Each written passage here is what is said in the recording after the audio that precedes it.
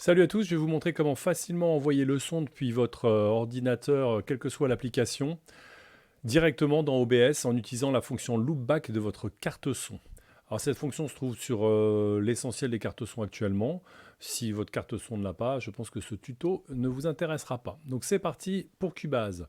Donc sur Cubase, ce qu'on va faire, on va envoyer la sortie principale de Cubase, hein. Donc, alors moi j'utilise le Control Room, d'autres utilisent la sortie Master. Donc moi sur le Control Room, je vais passer en sortie à date 1 et 2.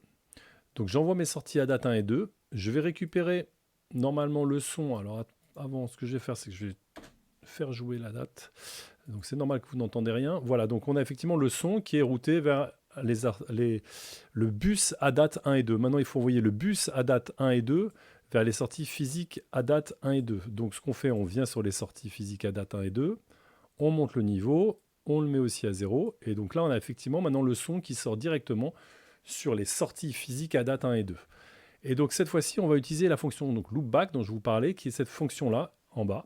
Donc quand vous appuyez sur loopback, ce qui se passe, c'est que le son est envoyé directement depuis les sorties assignables 1 et 2, qui sont en fait les sorties SPDIF 1 et 2, pardon, vers les entrées SPDIF 1 et 2. Alors, ce qui est un peu embêtant, c'est que chez RME, on ne voit absolument pas de vue-mètre bouger quand vous utilisez la fonction loopback, parce que les vues-mètres ne fonctionnent uniquement que quand vous branchez quelque chose sur les entrées physiques de votre carte son.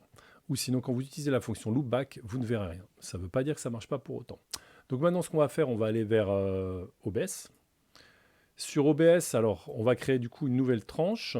Alors, vous inquiétez pas, il y a un petit délai qui arrive au début, c'est normal. Et on va affecter cette tranche directement à l'entrée SPDIF à date 1 et 2. Donc voilà, on va l'appeler loopback ou on peut l'appeler Cubase. Allez, Cubase. On va aller chercher l'entrée à date 1 et 2.